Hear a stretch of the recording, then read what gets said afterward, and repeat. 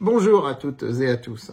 Je voudrais vous faire profiter d'une observation que j'ai faite sur les marchés, que j'observe chaque jour que Dieu fait depuis 23 ans, vu que ça fait 23 ans que francebourse.com existe. Et il est quelque chose que je signale à nos clients, à nos lecteurs, nos abonnés chaque année, c'est qu'en fin d'année, sur les toutes dernières séances de l'année, vous savez, ces séances entre Noël et le jour de l'an, où les volumes sont très faibles, où il se passe rien, où tout le monde s'en fout de la bourse, où tout le monde dit l'année elle est finie, peu importe. Non, c'est là où il faut observer, c'est là où il faut être attentif. Entre le repas de Noël et le repas de jour de l'an, il faut un petit peu regarder les marchés. C'est pas très long parce que en plus il y a des demi-séances, il se passe pas grand-chose.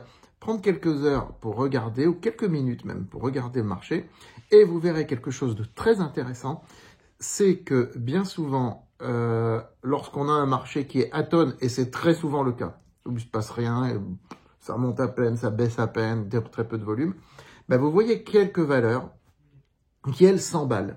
Sur les dernières séances de l'année, genre 27 décembre, 28 décembre, 29 décembre, qui s'emballent. Et vous remarquez quelque chose, c'est que lorsque ces valeurs s'emballent, il y a de très grandes chances que le mouvement se poursuive en tout début d'année suivante sur les premières séances de l'année. Et ce passage de l'année 2024 à l'année 2025 n'a pas dérogé à la règle. Regardez, le SBF 120, prenez le SBF 120.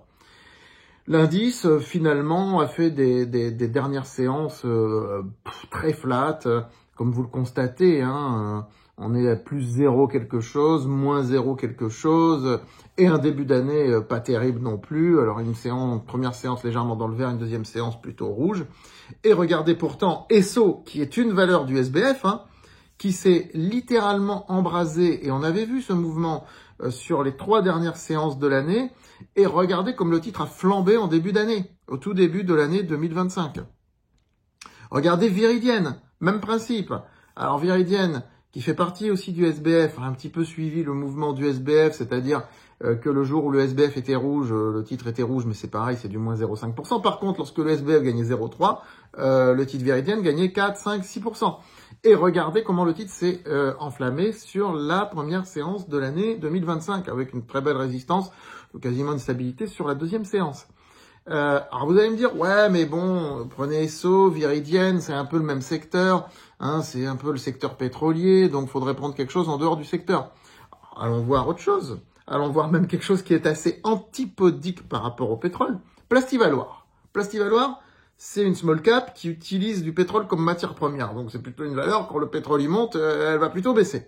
Mais regardez l'emballement de Plastivaloir. Regardez ce décollage qu'il fallait repérer en fin d'année 2024 sur les toutes dernières séances, lorsque personne n'observe le marché, et ce qui s'est passé en début d'année 2025. Donc à quel point le titre a décollé fortement. Donc je pense que pour tous ceux qui font du swing trading, il y a vraiment quelque chose à faire sur ces séances de fin d'année. Regardez les titres qui se réveillent avec des volumes en plus, parce qu'on voit que la volumétrie était quand même significative sur ces titres-là, dans un marché complètement atone. Donc voir les titres qui se réveillent sur la fin d'année, parce que très souvent, très souvent, ce sont des titres qui flambent en tout début d'année suivante, sur les séances de l'année suivante. Alors moi j'utilise ça pour les investisseurs, parce que sur francebourse.com, c'est plutôt des produits, des lettres boursières dédiées à l'investissement qu'on propose. Mais on recommande aussi du swing trading, des fois. On recommande aussi du swing trading. Et je pense qu'il faut attentivement observer. Alors là, c'est trop tard. Nous sommes début janvier.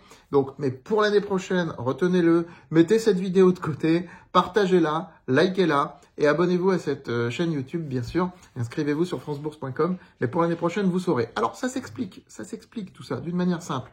Pourquoi? Tout a une explication en bourse. C'est tout simplement parce que vous avez des fonds qui savent que sur l'année suivante, ils vont tenter telle ou telle valeur, donc ils vont se placer en début d'année, mais ils se disent, je vais commencer à faire des emplettes avant là, pour avoir un prix de revient un peu moins bas. Je vais faire mes petites emplettes avant. Repérez ça, vous verrez. Alors, ça n'a jamais 100% de réussite, mais évidemment, jamais le 100% n'existe pas en bourse. Sinon, ça se saurait. Sinon, nous serions tous millionnaires. Mais ça fonctionne souvent. Retenez-le.